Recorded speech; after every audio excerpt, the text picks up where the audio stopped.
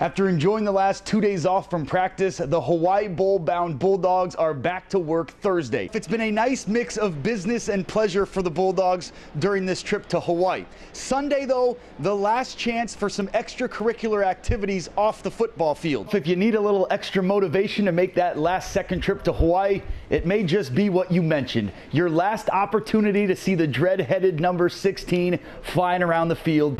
Mele Kalikimaka from Aloha Stadium in Honolulu. That's Hawaiian for Merry Christmas. The question is, though, can Fresno State make it a Merry Christmas with a win in the Hawaii Bowl?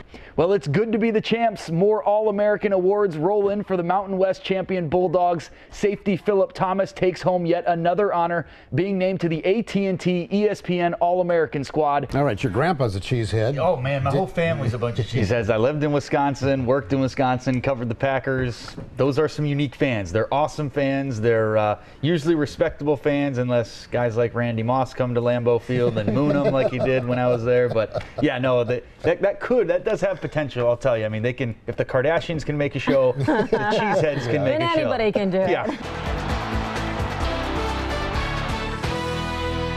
Welcome into the Bank of the West Sports Desk. I'm Jessob Reisbeck. It's the 17th and final week in the NFL, and there is still a lot to be decided. In the NFC West, if San Francisco wins, they are the champs and can still steal a first-round bye with a little help from the Vikings. But if Arizona can pull the upset by the Bay, a Seattle win over St. Louis would hand the division title to the Seahawks, trailing 7-3 when they called Bullard grad Anthony McCoy's number. Off the rollout, Russell Wilson hits the big tight end along the sideline. It's McCoy's only catch, but it goes for a big 49-yard gain.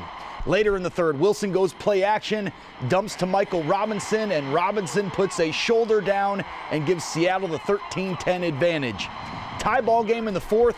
Wilson looks McCoy's way in the end zone. He's covered, so Wilson does it himself. That's the game winner, 20-13 final. Seahawks lock up a playoff spot and put the pressure on San Fran. 49ers needing their win to capture the division title. Held in check until about midway through the second quarter when Colin Kaepernick connects with his main dude, Michael Crabtree, and Crabtree skips into the end zone for San Fran's first lead, 7-6, then gives away a souvenir. It's 10-6 in the third when Crabtree delivers more gifts to the people. Great touch and placement on that throw by Kaepernick. Crabtree with 8 catches for 172 yards. Then in the fourth, some 49er history. Frank Gore plows in for the score, the 51st of his career, a new franchise record. San Fran wins 27-13. They are the NFC West champs, and there is still more good news for them this Sunday.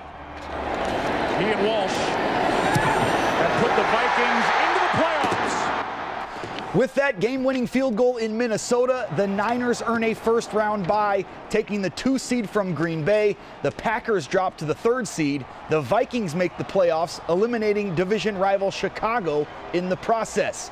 So the field is set for the 2012 NFL postseason. 12 teams battling it out for the 2 spots in New Orleans on February 3rd in Super Bowl 47. Here's how the wild card round looks in the NFC. Atlanta and San Francisco will have the week off. Green Bay and Minnesota will meet for the 2nd straight week, this time in Wisconsin on Saturday at 5 o'clock.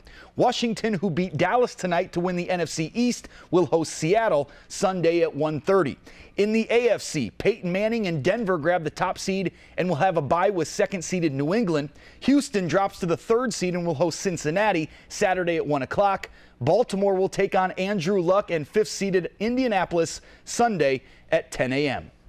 The Fresno State men's basketball team with one final warm-up game before opening their first conference season in the Mountain West. And if all goes well, that's exactly what Sunday's game should be. Just kind of a warm-up and a cool down against Sonoma State. Dogs enter action riding a 4-game losing streak. Rodney Terry always preaches defense, and he watches his team force the turnover. The Johnson brothers from different mothers, Garrett with the steal, Tyler knocking down the 3-ball. TJ leads all scorers with a career-high 25, adding 8 rebounds and 4 assists. Then it's the Dogs running the floor. Marvell Harris to Kevin Alekibe. KO stops and pops for 2 of his 15. Harris also had a career-high 20.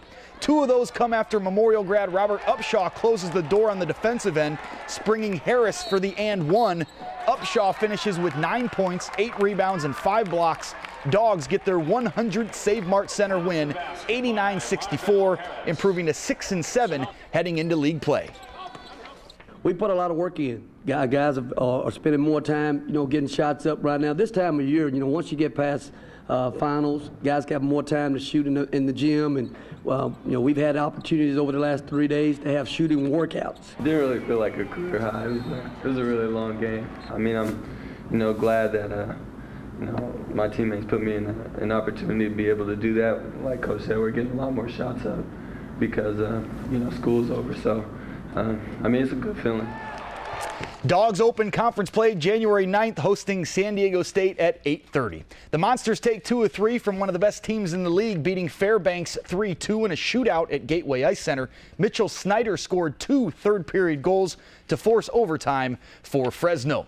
Finally, here from the Bank of the West Sports Desk, El Diamante grad and Nevada junior running back Stephon Jefferson will forego his senior season and enter the NFL draft. Jefferson was the nation's second leading rusher and set single-season school records for carries, yards, and touchdowns in 2012. Somewhat of a shock that he's going into the NFL. He's kind of projected right now to be a late-round pick, but hey, a lot of stuff can happen between now and April's draft, so hopefully he'll have a good combine and kind of pick things up and boost his stock and get drafted early. You never know. Fresno State won't miss that guy.